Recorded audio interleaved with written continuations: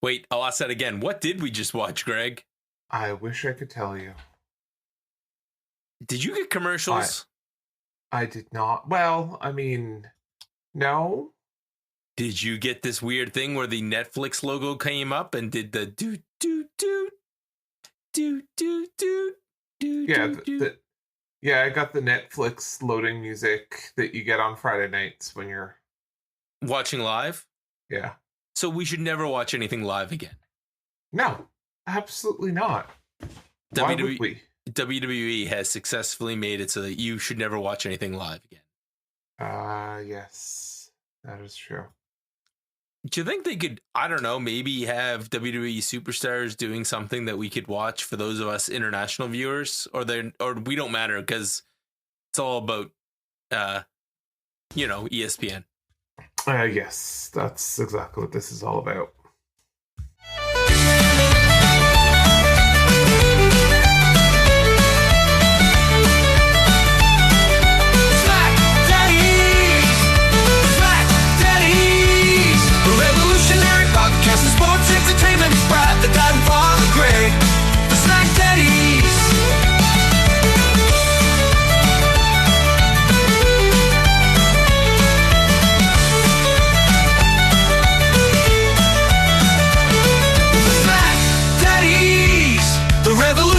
Podcast and sports entertainment is Brad, the dad and father Greg, the Smack Daddies.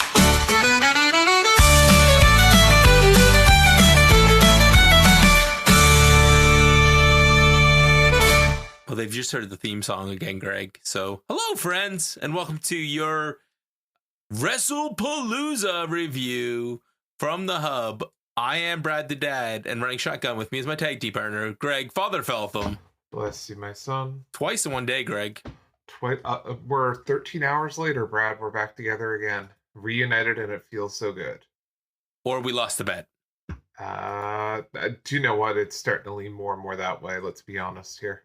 So this allegedly started at 7:30 our time, but I turned it on, and there was a countdown, and then something started, and I was like, I'm not watching this. I can still watch the end of the AEW PLE.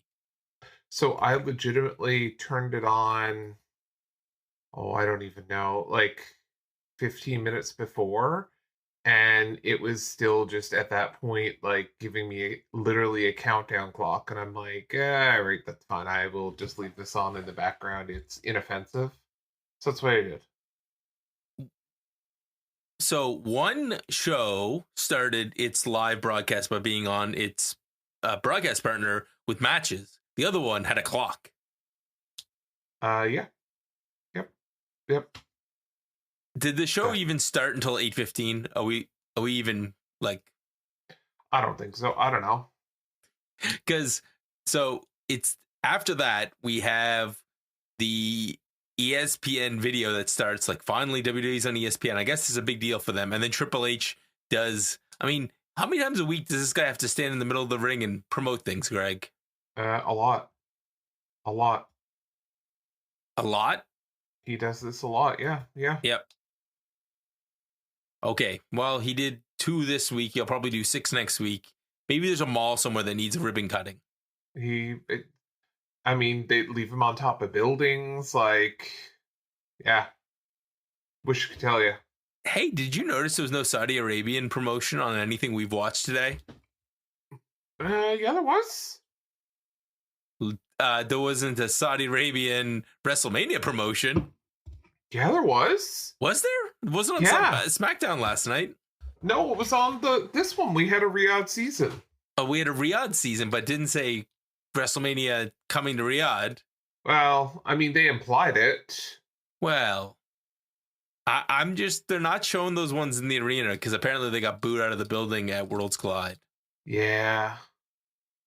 You knew who did not get booed? Pat McAfee. He's back. Yay. He's back for a little bit and then dicks off towards the end of the show. Yeah, I noticed. It's kind of like, you're like you have like a workplace injury or like you're coming back from like a leave or something like that, but you're only been cleared to go back for so many hours a week.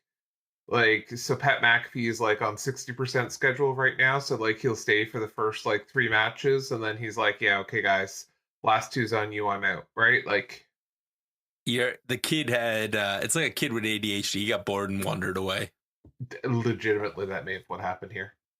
John Cena versus Brock Lesnar is the opening match of this card. I guess it was. And John Cena grants like 100 more wishes. Yeah. There's a lot of kids out. Good for John Cena. Do you know that seems to be the story of the day between other people in the entranceway? If you were watching potentially a show from Toronto with I think 8 people standing around wearing 8 gentlemen wearing title belts belong to a former WWE superstar who also did a couple of spots from John Cena as a tribute to one of his favorite opponents. Yeah. So, well, Greg, this match was basically John Cena getting beat to a pulp. Kind of surprised by this. Yeah, you and I talked about this like 13 hours ago, and I was sure that John Cena was going to fail. And I was sure he was going to succeed here. Well, the bigger surprise, was it the bigger surprise that, or the fact that Paul Heyman's back with the Beast? Yeah, that was when that happened. I'm like, yeah, he's not losing. So then John Cena gets a tiny bit of offense. Brock starts clotheslining him and suplexing him. Then all out of nowhere, John Cena basically has 3 AAs that Brock no-sells the first 2, gets down for like 2, and then Brock goes Super Cena, ironically, and F5s poor John Cena into oblivion. Yes. So, and the children cry. Yes, there's children crying everywhere. Greg, we'll do our sound effects in the middle now. Keep or cut? Honestly, I think I'm gonna keep this. You're gonna keep it? That gives us yeah. Should have saved that one. No, I think that this one was more like a yeah. That's there you go. That's probably where we are. Let's be honest. You know what can get a big boo? Hulk Hogan's beer. Yeah. Boo! It kind of makes me want to watch the Bubba the Love Sponge documentary out of spite. Fair enough. Moving on. Braun versus the Usos, and they got into a tussle earlier. So guess what that means, Greg? Yeah, just as you said, LA Knight was going to be the special guest ref. Man, I was like, I apparently should listen to my own podcast. You should. You know that would make at least one person listening. Oh, we got more than that, Greg. I can tell you that all for sure. Okay. We got way more than that. That's just on the feed that we run for ourselves. That's not. Do you mean like we have 2? No. It's like it makes us almost 4 cents a month now that we get sponsorship money because of that court settlement. Oh, nice. 4 whole cents. That's 2 for you and 2 for me. Nice.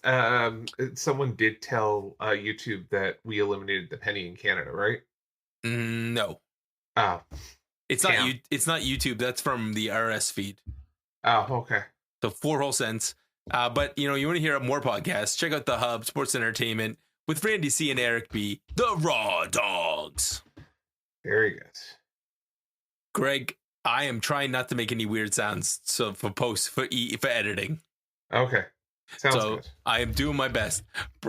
As Greg types furiously. Oh, you're cracking me up. Braun Breaker and Bronson Reed of the Vision versus the Usos, and LA Knights are special guest referee. And Greg, this match begins as the other PPV ends. Oh, okay. Is that where the cutoff was? That was where the cutoff was. I went over and flipped back I wanted to see if Hangman was going to win his match, which I knew he would. But anyways, you want that. There's another tier on the thing to make me watch. Take notes for an AEW pay-per-view. That's a high level on the Patreon. Sure. When we make 8 whole cents a month on the RS feed, we'll start doing one AEW show a year. Greg said, no, Listen, you're doing this don't one commit me solo. to anything. Do not commit me to anything like that. Like, that's just wrong, man. So early on, the Usos get a little bit of offense, including a cool dive. But at one point, Braun Breaker takes out Jay. Jimmy's left in the ring, and this begins the massacre of Jimmy. I love they did some really cool spots with the Brons. The one where one Braun got on top of the other one, and they did the double splash. That was cool. Yeah. I really enjoyed all of that stuff. But eventually, we get a hot tag, and the Usos rally and hit a 1D, but that's not enough. The Vision hit, like we get the Frankensteiner from Braun Breaker, and then a moonsault from Bronson Reed, where thank God he doesn't land on anybody, and then Jimmy hits a swanton. When did Jimmy learn how to hit a swanton? Do you know what? Tonight was the night of the unexpected top rope move. No, there's a lot of big bumps, and these guys worked hard tonight. At one point, Jimmy goes to dive to the outside, and he almost hits LA Knight. They start yelling at each other. There's a chair that slid into the ring. When they go back in, Jimmy is taken out. Jay tries to swing the chair, and he almost hits LA Knight, but instead, it's an attack. At this point, Jimmy and Jay get put through the table, and they push. Jay pushes LA Knight out of the way, spear through the table. There's blood, there's guts, and we get... No, that's a different company. Okay, sorry. This one just gets a spear and a tsunami, and Jay Uso, the former world champion, not Jimmy, is pinned. Medical staff is checking. I couldn't tell if it was Jimmy or Jay they were checking on. This was a great match, Greg. This is probably the best match. I would say this might even be the best match of the night. You think so? There's a women's match coming up that was pretty good, too, but this was very good. All right. Greg, what about you? Do you want me to keep this? Do you want to cut this? What do you want to do? Honestly, I wasn't a huge fan of this match. I would cut this match. Oh. Greg, you broke my heart. Okay, what about this? You got to be more of a fan. Actually, you're not the biggest fan of this match. The biggest fan is sitting in Houston, Texas, yelling "Shucky Ducky Quack Quack." Your personal favorite announcer, Booker T. His match of the night was Stephanie Vaquer versus Iyo Sky. Yes, this was, I believe, about the time when I transitioned from being outside to coming in the house and watching this house inside. With my wife sat next to me for the Devil's Kiss portion. Yeah, Booker T had many reasons to celebrate, and that was just one of them. So, Brad, I will confirm on this show right now that I will be sleeping on the couch alone tonight because of this Devil's Kiss portion of this match. I love how Pat McAfee at the beginning of this match is just sucking up to WWE, and he's talking about how lucky they are to be in Indianapolis and how Indianapolis loves WWE. I'm like, you suck up piece of crap. Yeah, it's not like you didn't have, Royal Rumble SummerSlam next year. Right? Like, come on, guys. Share the PLEs. Yeah. So this match has some crazy stuff, including almost an early orgasm by Booker T because the Iyo blocks the Devil's Kiss, the early one. The early one, yeah. Yeah, there's a dive to the outside. We eventually get an attempt at a power bomb by Iyo to the outside. Stephanie fights it off, drops Io's head on to the, smashes with her knee and gets her head in the apron. And then she hits a plancha to the outside. They each do Germans. They're both down. Crowd rallies. They rally. We start trying to have Iyo put on submissions. That doesn't work. She also tries to over the moonsault, Greg, and that goes terribly for her. And she gets caught in the ropes with a dragon screw. And this is the beginning where Stephanie is targeting the knee, but that doesn't slow Iyo down. She eventually hits a Spanish fly, and then she pulls her knee pads down, hits the bullet train, and a moonsault. But we end up having this match end with Iyo missing the moonsault, crashing on her knees, and Stephanie breaks out a spiral tap for the win because the SVP did not hold Iyo down. So spiral tap. I haven't seen one of those since I think AJ used to do it. It looked awesome. She did a great job. Yeah, that looked like she should have had a pool that she was diving into if that thing, like... And the Last time girl, I saw something anything like that was off a 10-meter dive board, right? Like, that was crazy. yeah, and so Booker T celebrates, but the real reason he's celebrating was that he saw the Devil's Kiss and new champion Iyo Sky. Greg, is this your match that you're talking about? Is this your favorite? Yeah, I think so, because I love the ending with her going over behind the announce table with her dad and getting that moment with her dad and giving him the WWE title belt, and the announcers like Michael Cole really played it up that this was not just her winning, this was her family winning. And I just really enjoyed it. This was kind of like my feel good, and not for other reasons, but feel good match of the night. She is a great wrestler, and you could even say that this match we're keeping it. So you are the greatest of all time. No, I don't think we would use that one there. You don't yet? No. Okay, well, we didn't get Booker T on the show. Greg, are you a little bit disappointed? Just slightly. I am slightly disappointed in the next match. I think this was a good match, but I think I don't know. Maybe I was expecting more, but it was slow at the beginning. AJ Lee versus and CM Punk versus Seth Rollins and Becky Lynch. I hated this match on so many levels. Wow. So I'm the positive one on this match. I mean, if you've listened to the podcast, I'm usually the positive one. What? You're the positive one? Yeah, you are. This was crap. This was okay. What bothered you the most? Okay, well, it started with AJ when she finally got into the ring. I mean, I knew they were playing up this AJ's not going to get in the ring. The number of times Wade Barrett said, like, can you imagine that they win this match without AJ tagging with in? AJ getting in. I did enjoy a little bit earlier. I think I saw online of where you remembered seeing Seth and Becky's ring gear from, and it's a Pop-Tart because that's what they look like.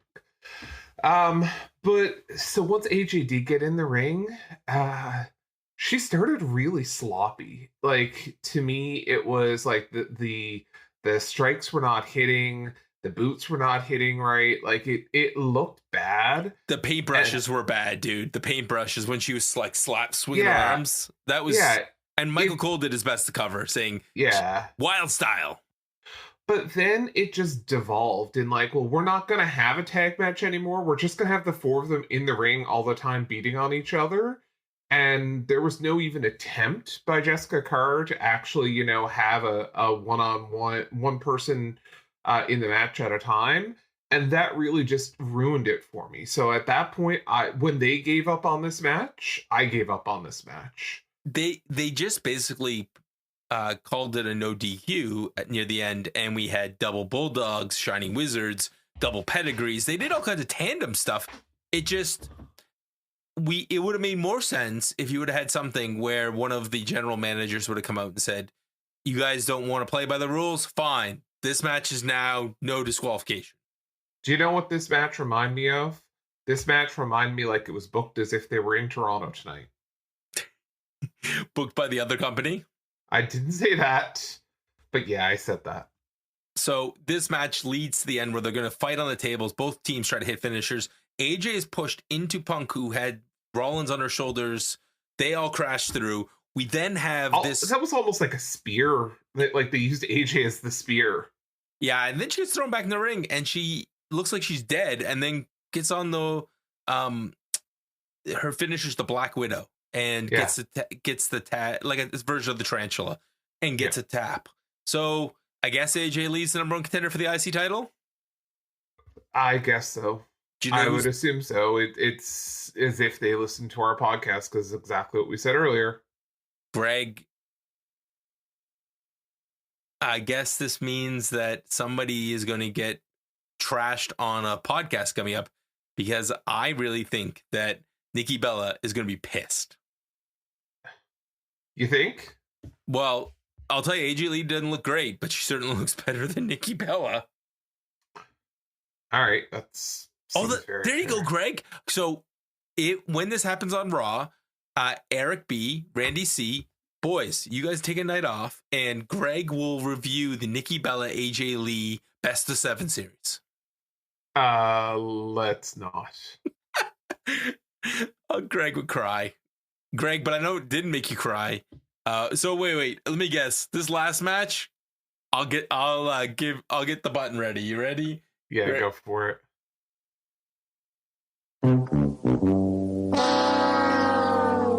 There we go. Greg, I know what button you want next because your favorite segment of the night came out. When the Undertaker came out, I did not expect this. I was like, Undertaker's there, and then we cut Stephanie in the front row, and she seems to be just taking the show in. And I guess she was probably told to go out there for something. Oh shit. Greg, you froze. No! A few moments later.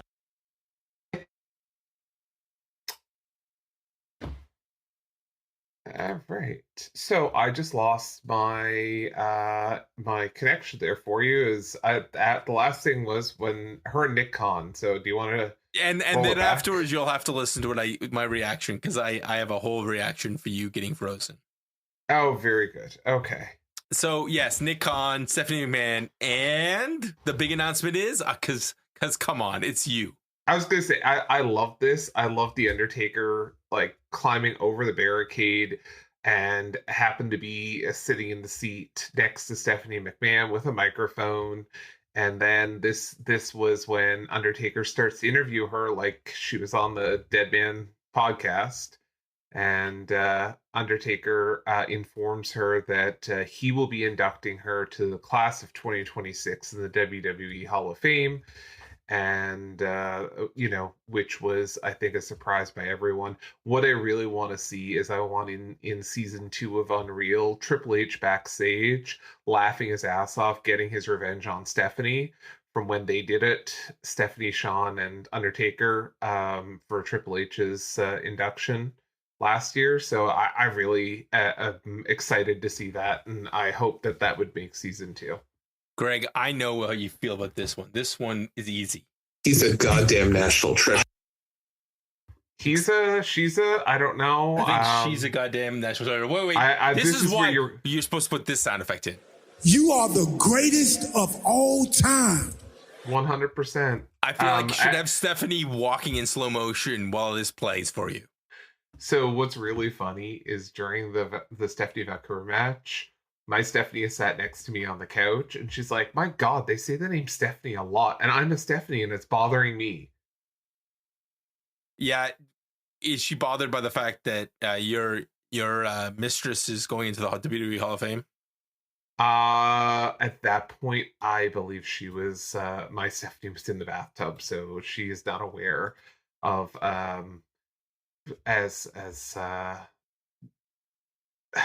I'm not even sure I should say this on YouTube, so I'm probably don't wait, Greg, here, I got you. Yeah.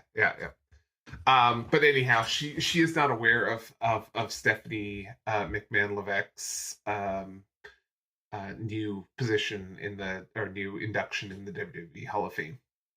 The future Stephanie McMahon Levesque Feltham. Gotcha. All right. So no, that's not it. Cody and Drew is our main event. Cody Rhodes and Drew McIntyre for the WWE Championship. And the story of this match is that we have maybe a head injury that Cody's selling. Sure. I got to be honest with you. I was so tuned out after the AJ Lee CM Punk match that even I could not even get interested in this match at all. This match was short, dude. It didn't last long. That's what she said. So at one point, Wade is talking about this. There's a few times where Cody has the advantage, but Drew takes over, belly to belly slams, and Alabama slam kind of really catches him on the head of the steps. Cody ends up catching Drew on the top rope, superplex, but Cody's selling his head still. There's an attempt at a Cody cutter. Nope. There's an attempt at a Glasgow kiss. Nope. We get a figure 4. Drew fights out. He pulls off the turnbuckle, and at one point the referee goes out of the ring. Drew has the roll up. He has a win. He loses his mind. He hits a Claymore. That doesn't finish Cody off. So then he decides that he's going to throw Cody to the outside and try and kick his head in. The referee holds him up a little bit because Cody's head's next to the announce table and gives Cody enough time to move out of the way. And Drew's foot is screwed up. He can't hit the Claymore. Cody hits the I was going to call it the roll of the dice. That's what they used to call that. It's not the Cody cutter. It's the crossroads. So crossroads for the win. Dude, this match, like, the referee was on the take. Well, no, like, when he went out of the ring, it was because he was going to get, like, smushed into the corner without a turnbuckle. Like, I think that all makes sense. But him trying not to let him kick his head in, but at the ring, at the table, just let him kick it and call it a DQ. Yeah. And run this back. Well. So that's what's going to happen anyway. Yes, because this is Drew's going to complain on the internet. Yeah. And then you'll get match 2 in Australia. So this match, I think I'm going to use reuse a sound effect again, Greg, because this one kind of felt like a. They should have put Punk on, like, as much as Punk and AJ Lee wasn't. It was the bigger match for the crowd. The crowd was more into that match than they were this final match. Yeah, but ESPN wanted the championship on last, apparently, so they went this way. Honestly, this pay-per-view, this PLE, in my mind, I think this is a C at best. Yeah, we cut half the matches. Yeah. Although we got like 3 times the matches we got on all of the last 2 weeks of SmackDown. Well, I mean, yeah, right. I'm just trying to think. Yeah. So if you're going back to watch this PLE, Stephanie Vaquer and Iyo Sky, go out of your way to watch that. The Brock John Cena match. It's short. Yeah, I mean, but beyond that, the Undertaker segment, that's all I would watch. And if you want to see a spot fest, the Braun Breaker and Bronson Reed versus the Usos, that had some cool spots in it, but that might be better viewed as YouTube clips. All right, Greg's ready for bed. Brad's ready for bread. Yes. So stay tuned to the hub because Randy C and Eric B will be back, and they'll be covering Raw, so we don't have to. Although there are days I'm wondering whether or not that they're asking us to cover SmackDown so they don't have to. Could be. Well, we are the Smack Daddies, and we'll be back next week to cover SmackDown and the fallout from Wrestlepalooza. Sure. Maybe, apparently. Maybe. If Greg doesn't file a protest with the commissioner. Goodbye, friends. That's more closer to happening than you know. Uh-oh. Trouble in paradise, guys. Goodbye.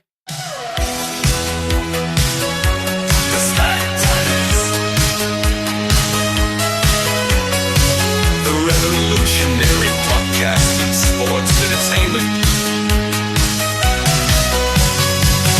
Bob and Greg and Brad, the dad bless you all, the lovely tales. A Friday night, SmackDown and beyond.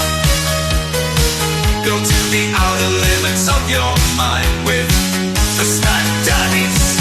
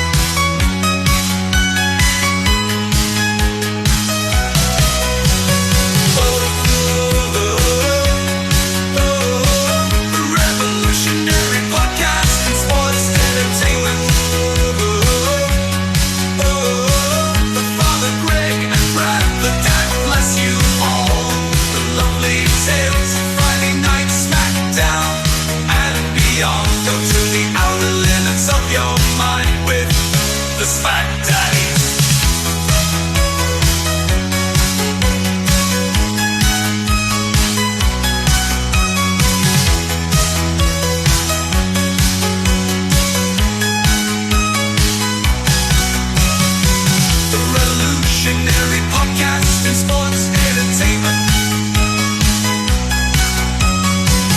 Father Greg and Brad, the